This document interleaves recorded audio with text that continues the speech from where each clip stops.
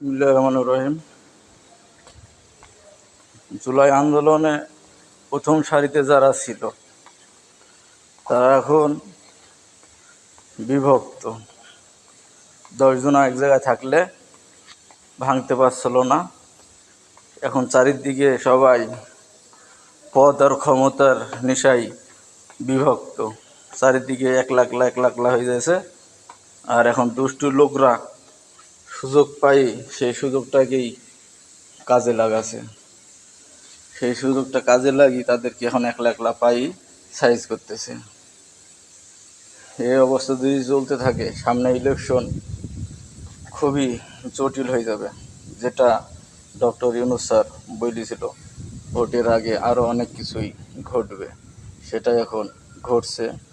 সেজন্য সবাইকেই আরও সচেতন থাকতে হবে, ঐক্য বজায় রাখতে হবে। একসাথে ঐক্য বজায় না রাখলে এই সমস্যার সমাধান করা যাবে না।